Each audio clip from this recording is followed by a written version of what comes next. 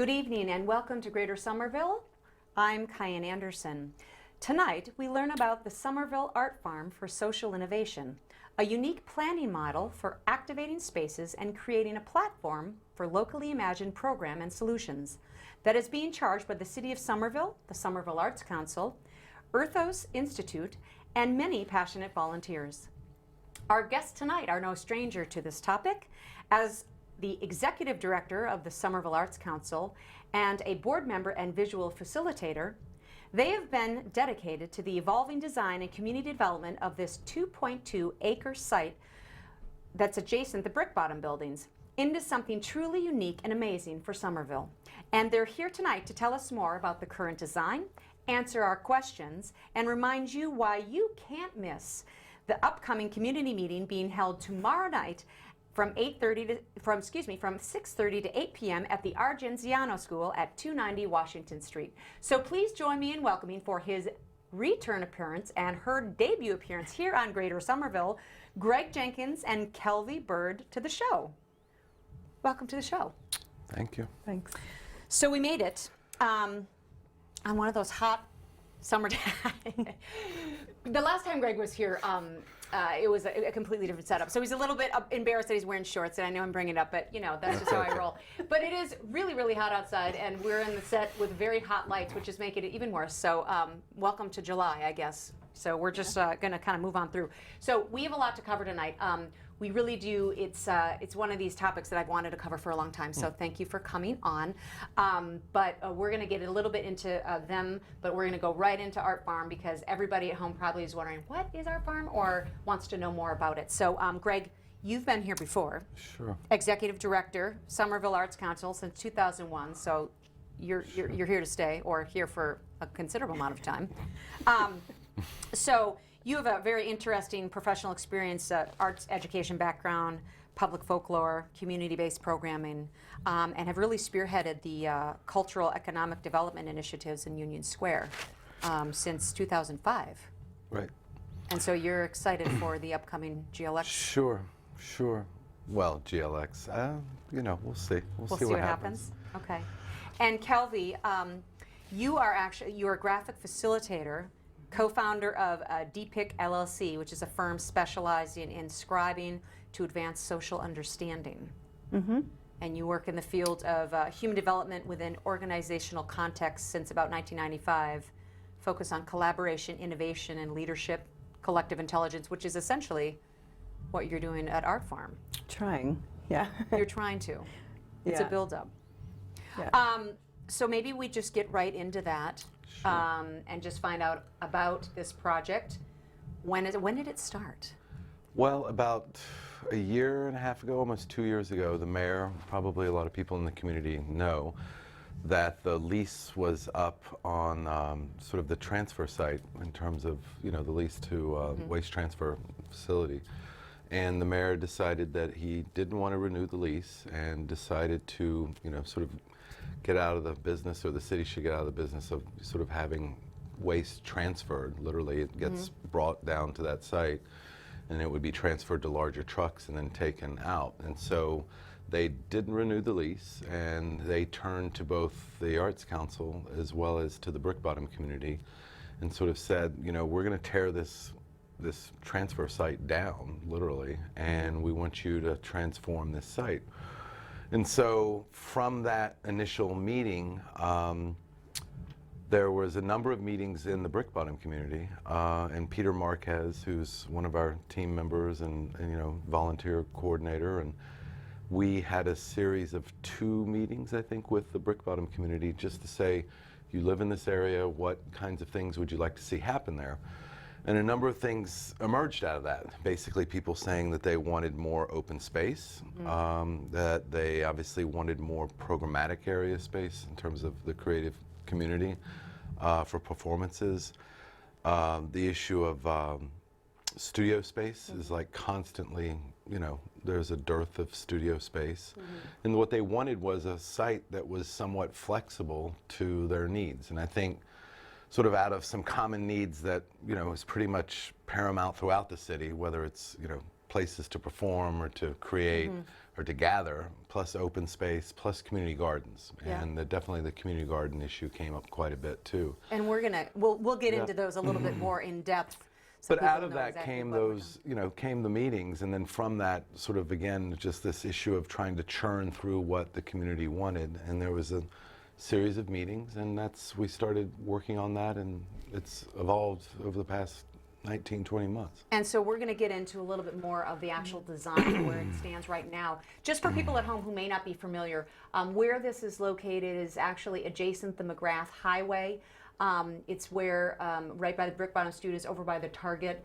It's right along there. And so Right next to Herb Chambers. Right So next if to you Herb see- Chambers, Smart right, Car, right, and Mercedes, I want right, to say. Exactly. So it's right in the thick of everything. And now, how did you get involved? Well, as I was reading through your notes to prepare for this, I realized Greg and I met in 2003, I think, about 10 years ago, when I had a studio at Brick Bottom at Vernon Street. I lived at Brick Bottom for a year, but I had a studio at Vernon Street and was really wanting to get more engaged in the arts and in the community. And I came to a meeting for I think, Art Somerville when it was forming. And really have just been lacing with the Arts Council ever since, and just helping out however I can. Kelvy's on the board as well. Yeah, I'm also on the board. You're a busy lady. So maybe what we're going to do now is we've got a bunch of slides that have gone through the community meeting process. But I think for those of you at home who aren't as familiar with this, we want to go through this, talking about the vision, the various components, and what you're kind of seeing for that. Because I think maybe a lot of people are like the visualization aspect might be a little bit challenging for them. So I'm going to hopefully make this work. So we're going to switch over to our graphics here in a second. Okay, so maybe one of you guys can walk us through this in terms of just general what the vision and mission is, et cetera. So this is just kind of the start. So this is... This is actually the beginning of a presentation, a final schematic presentation that we just prepared for the mayor about 3 weeks ago, and it's also what we're going to be presenting tomorrow night. So the slides this is obviously a slide of the beginning. That's the transfer facility. And the site itself, you can sort of see how much it took up. Again, 2.2 acre site. There's the McGrath Highway to the left. Okay, and we're going to switch here. You just keep going through. So Sure. that's exactly, that's in the exact It's same sort place, of but just like a exactly. very diagrammatic kind of vision of what you're Right. seeing here. This slide actually, this was sort of a real rough programmatic slide, or programmatic rendering rather, after we held a series of 2 to 3 meetings in the winter, maybe about 16 months ago. Okay. And out of this, sort And of, what you'll see. yeah. So the guiding principles, just generally, some of the things you had mentioned were like versatility. Right, Oh, excuse me, you wanted a model for activating spaces right. and right. locally imagined programs Right. here. And just to note, tomorrow night at the meeting, we will be focused on some of these principles. So that will be one of Right. the key parts of tomorrow's Right. meeting. And it will be interactive meeting? Yep. Okay, wonderful. So Right. it's not just they're going to come and see a presentation. Now, I'm hoping you have a big television at home, but if you don't, some of the Yeah. guiding principles that you're looking into. A lot of this is on our website, Somerville Arts Council /ArtFarm. Yeah, we're going to, okay. So, I mean, if you want to, what we sort of realized after a series of meetings was that a lot of the sort of core principles of what we wanted to do with the community in the sense of understanding more about what they wanted, and to sort of to consolidate and to sort of distill sort of key core principles about what would be successful about the site, how would the site engage the community, ways in which the site and its programmatic activities would engage other partners. So certain sort of key sort of elements started coming through, and I think it was really important for us to document that process and engaging the community. And Kelvy, was that your role? So we're looking And at a these are couple beautiful, images, yep. beautiful renderings, and this is something that you created to kind of put Yeah. that to work, put those words into like a beautiful art form. So that Well, what we did was at each meeting, I tried to track it visually like this, and then tomorrow night at the meeting, I'll have,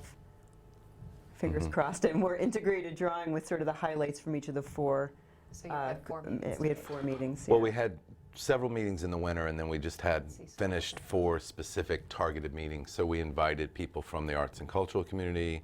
We invited people that are involved with environmental and sustainability, So people that are involved in certain topical issues about how the site could better serve their own missions. Then or also community utility Community and economic development. economic Okay. development. And just out of curiosity, so this 2.2, again, small text, but we'll go through that just real quickly. In terms of funding, you received some significant grants. Right, right. From the We've Art been Place really- America, Mass Cultural Council, over close to $500,000, and National Endowment. And the city of Somerville is paying for the site prep and mitigation, right. and all this community process. And then Right. you're also receiving a generous, the master design coordination was from Earthos, correct? Well, Earthos has been a partner in this all along. I Yep. mean, we brought them in the sense of helping both in the process of the design schematic. So the original design schematic and some of the programmatic elements Earthos did, and that's what we used to submit for the Art Place America grant. And then once we got that, then we hired them to actually, facilitate more design work and planning work. And so it's all been, there's multiple tracks been going on Yeah. for about 18 months. And I did a little research on them, and I just thought it was interesting. They're basically they do this type of thing because they're dedicated to accelerating the translation of sustainable knowledge into practice in the built environment. So basically, their mission Right. is really to try to create these spaces that are better fit for like human activities, et cetera. Yeah. And so this is where kind of we are now, or at least Right. currently. Right. And what we'll do is we'll go through each one of these little segments. As if you see in the lower right corner, you've got this the portal. So it's basically just in general, you've got the grand portal, which is Right. at the lower right, and then we're going to kind of move our way around. Is that cool? Right. Yeah, I mean, do you want to go I ahead? just want to say it's also, this is a sketch, so I mean, Right. it's not fixed yet. Like this Right. is the starting point, and then once we continue to have community input and people submit plans or proposals, this will flesh out more. But this is the starting Right. point. Okay. I mean, and to say though, I mean, it's a sketch, but it's also, the important thing is to know is that this is to scale. So we're using shipping containers as a means of having flexible, a flexible sort of space or flexible physical object. And at the same time, it is to scale in relationship to the size of the site. And So can I ask you, Greg, where is the McGrath Highway is it's to the left, is to if the you're looking left. at the image now. Okay. All right. So do you want to just walk through these Sure. these spaces? So the portal, basically, I mean, again, I think, one of the things that the mayor always talks about, and we had discussed this before, is that we wanted to do something sort of, on a large scale to say, welcome, here you are. And so the idea of having some height, having an ability to use that also to have maybe some sculptural elements, different types of things like that. And Okay. these are just some of the other designs of different, Okay. different communities. And I then think we've- one of them was in Montreal. And then the second part. This, again, is what we realized after a lot of meetings is that there was a real desire to have both a sort of black box kind of theater area, or at least an area that's small enough that could be controlled or contained, and at the same time a need for a gallery space and then potentially a cafe. Some of the work that we've been doing, the nibble work with the food-related work we've been doing in Union Square, so we hope that some of that will take place in the In the cafe, in the cafe space. gallery, indoor theater. Yeah, And then Kelvy, is this, or the pop-up shops, I think, are yeah, kind of what you're saying with these containers, yeah. the shipping containers? Yeah, I think the whole thing is intended to be built with containers, right? Yep, So even the things exactly. that are really tall. But the pop-up shop, what is that specific to? Is that more art displays, things of that nature? Seating? I mean, this is more of having a retail component that's actually going to got it. front, is it Poplar Street right there? Okay. So hopefully, the idea too is to take a look at that streetscape and to think about ways in which that street and the relationship of the site can, again, we can create some sort of retail presence on that street, or And- to activate that street. And the So idea that is- was the intent to be there as well. Okay, and the idea there on the, there's the food trucks. There's a component of food trucks there. Either the food trucks or in the right side, there's a think cafe space. The idea is to have it flexible. I mean, the Okay. point is to hopefully, I mean, this idea of having flexibility for the site, for the location, for the programming is that, you know, something like a Union Square Donuts could have, you know, set up shop there, right? Well, this was one thing we talked about in the meetings, especially in the economic development, was the idea of incubation. Right. So businesses that are really small and starting out could use a space like this for a certain Right. amount of time to sort of get their business off the ground, Kind of like a- provide a service to the community, and then, Right. you know, as they scale up, they can move out and another smaller group could come in. Yeah, and that's the intent too with the overall site is to think about how we're incubating either arts and culture or incubating economic development. And so this would be the creative activity space, Right. which would have a number of kind of opportunities for This is advanced hopscotch. advanced hopscotch. We're all into that, okay. I mean, it's basically an open space. I mean, one of the things that people keep talking about over and over again is that, you know, why do they love the plaza here? The plaza is open, it's flexible, it's multi-use. So, I mean, we want to retain those types of elements. And then you were also talking about the outdoor performance space. Right. That's number 5 there. Yeah. Probably don't go back, but the previous one also, if there are events that require more space to spread out in, Yeah. maybe it's some sort of performance event that has like tents or some other component to Right. it, that could go into that Could central move area. into this outdoor Yeah. performance space. And also into that Right. open space area that we saw before. Again, the idea is that, you know, how do you develop a site that sort of retains some type of design but yet has flexibility? Flexibility. Right. Multi-use. And then again, what we were talking about earlier, the artist studio, obviously Somerville being very high number of artists. So these would be design studios. Yep. The one thing that's really neat about this that Earthos came up with after a lot of discussion is that if you see the sort of center part of that, is that you could have sort of a collective of artists. Those are individual units, but then in the center area. there's a courtyard area that could be a sculpture, you know, studio area or a sculpture yard, meaning that you could potentially have, you know, 4 or 5 artists that are working individually, but yet they have a common space too where they could work together, which It's is kind be of like kind a of neat. workspace for artists, Exactly. you know, like there are all these workspaces popping up Yep. for like people who Work otherwise bar. work out of, yeah, exactly, Yeah. but for artists. And then we've got some grow places, the urban agricultural taking off. Everybody's into that, thanks Yep. to the hard work. And there's also a water feature there. I mean, the idea again was, I think there's over 100 or maybe 150. I can't remember how many, you know, community garden plots. Pretty large. So Yeah. again, that's to scale. So all those little green, Yeah. those are community. that's a plot. That's a plot. Like a Wow, because I 4-by-8 mean, plot. there's a long waiting list Yep, on a lot of it's the a huge community waiting gardens. list. It's a big Right. deal.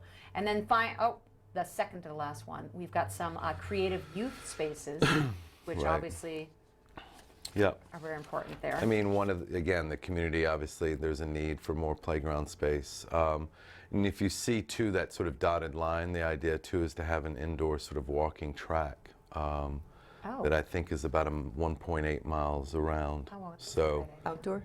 Indoor? outdoor, rather. But contained Inside the inside site. the loop, yeah, Inside the And then site. for those who really want to go, the recreation lawn, once they do the Right. lap around the track, Right. they can go into, now, did I switch over? Oh, I thought I switched over. The recreation, or the sculpture garden, which you're Yeah. saying. Yeah. So it could be Again, a just number of- open space. That could be. And now, how would they handle, you know, if you've got all these artists, would they'd all have to be local artists, or if they got a? I'm sure most of them will be. I mean, mean- there's a huge waiting list for studio space. I mean, what we envision is that it's not what we hope is that it's not necessarily if we can keep getting more money to build it out. Yeah. And again, if it's sustainable, the idea too is that we're not going to be putting traditional sort of infrastructure there like sewer, water, high utility lines, all of that costly infrastructure, but using, you know, solar technology, So this whole- compostable toilets, Really? compostable heat from to be able to heat the greenhouses. You don't need, you can. The one component didn't get shown was sort of the greenhouses. So, you know, Groundworks is looking to do year-round growing, and Oh, that's wow. a partnership though that we're looking at. And now, if you see where the fountain is in the upper left, that round circle, to the right of that, there's this Glass, elongated, yeah. that would be the greenhouse, Those are the correct? 2 greenhouses. Yeah. Or, I mean, again, I think we need to, I think it's No, you want to stress it's not. This isn't the final design. I said it's earlier really, it's a sketch, but it is far more than a sketch. I mean, Right. it's really it's a more refined plan than I think I breezily sort of made it Right. out to Yeah. be. But things like that, like where is the greenhouse, or how the studios, those things are still, Yeah. it's a face with the features on it, but the detail isn't quite Right. all in Okay. place yet. Right. all right. So that was interesting. So, well, I guess I think the thing is that with these types of projects, and I commend you guys because it's a long process and really trying to get the community to get involved. Right. I mean, I saw this and I was like, oh my God, this is fantastic. And everyone's like, well, have you gone to a meeting? I'm like, no, I haven't. And a lot of that is because I'm at my own community meetings. Right. But Yeah. quite honestly, there are so many creative people in Somerville that Sure. have wonderful ideas. But in reality, trying to get people to come out to meetings. But I mean, it's so important Yeah. to how it shapes this type of a project, I right? think too, it's a longer term vision. So there, it is coming out to community meetings, and tomorrow night certainly, like getting these principles really landed is important for like years of the project. Yeah. So getting the principles really in place will help guide all of the programming and all of the sort of unfolding coordination going forward. But the idea isn't that this is only around for like 2 or 3 years. So what we're trying to figure out is how to keep the community engaged over time, over Right. potentially generations. Like, I mean, Right. if this could be around when Greg's kids are grown up, how cool would that be, right? so it's short and long term And there's a hot Right. seat. thinking. Yeah. Well, Right. I mean, I think that's actually very interesting because I think if you think about Somerville as a whole and all the development that's going on, there is often like this, the recent thing in Union Square with US2, let's, target millennials, et cetera. And we know that there's a lot of millennials that are here. But I mean, Right. I do think that Somerville, one of the rich characteristics of Somerville is that there are so many different kind of Yep. groups of people. Right. And to be able to have a space that pretty much satisfies all of those people on some level. I mean, you're not Right. going to please everybody with the Right. community. That's just how it goes. But that's a wonderful way to think. The funding part. So you had these grants. So my questions are these next steps. So you're having this community meeting, Yeah. and then what's like? I then mean, the what? next step is to have another series of community meetings. At the same time, we're starting to develop another scope to hire an architectural team that's going to specifically develop drawings that can be built. So the idea is to move this forward. I mean, And- we've got funding, we've got people that want to see this happen, the mayor wants to see it happen. The question is, how do you balance sort of, pushing it forward with getting input? And at the same time, we may not be able to afford all this, point blank. I mean, we've got close to $1 million, but it may cost more, it may cost less, we may have to phase it. So we're Yeah. still in this sort of discovery process, but we've got to, the only way to keep moving and to Yeah. keep it going is to keep pushing towards specifics. So this funding that you've received is more for just the creation of these drawings, not necessarily the No, construction aspect, or it's for for everything? the construction, Oh wow. sure. Okay. But Go ahead. Yeah, sorry, I didn't mean to cut you off. But it might be that it's going to take a while. that the cafe, like maybe those shops get put in place first, and maybe there's like a skeleton form on the ground for what Right. goes where, and certain parts get put in first that might be generative to the site and Right. bring people there, Exactly. and then that can stimulate more funding, and so Right. you have to create these Sequencing. Yeah, sort of until we reinforcing start getting more loops of- specifics, yeah. we don't know how expensive Okay. it's going to be to build out. And Okay. so that's, we've So the got to- goal is to really go after the architecture after like this community, another Sure. round of meetings. kind of like So the next step. what about the mitigation? We only have about 5 more minutes here because it just went so fast. But so that was a site with like waste and all that stuff. So Right. how is that process been? I mean, I don't want to spend too much time on just waste They cleanup, just but I'm spent curious. 9 months doing environmental analysis and studies, and they're finalizing that as well. Okay, And so So what we've found, or what's, it's not official, but what some of the recommendations are is that as long as we aren't digging deep, like 6 to 10 feet, and as long as it's not residential, that it's fine to sort of activate the site as it is, and So it's building safe on enough. top. now are these spaces, are they unique in terms of, what are we basing this off of? I mean, I know we have a lot of really innovative thinkers in Somerville, but are there other art farm type initiatives in other states or things that you're basing some of your planning decisions off of? Yes, You she's wanna start? shaking her Go head. ahead. Well, yeah, I have a very close friend who's done something in San Francisco based on containers, but it doesn't have the growing sustainability part. It's more oriented towards shops and Commercial, yeah. and commercial. But I think different. They're all over. There are really a Right. bunch in Europe. There are a bunch of these popping up, particularly because the containers are so easy to access and sort of reform into spaces, and so relatively cheap.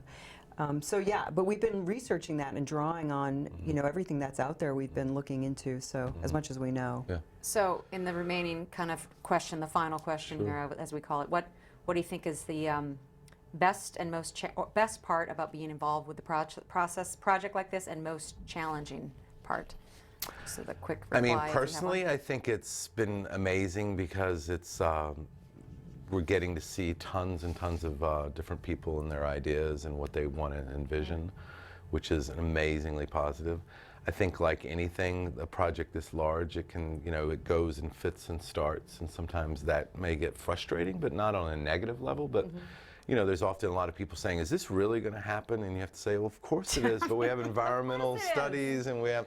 Just So I spend mean, I money. think that's typical. So I mean, I think it's like everything that the Arts Council's done is that it's engaging an amazing cross section of folks, and sometimes it doesn't turn out exactly the way you think it is, but that's okay. That's part of the process. How about you, Kelvy?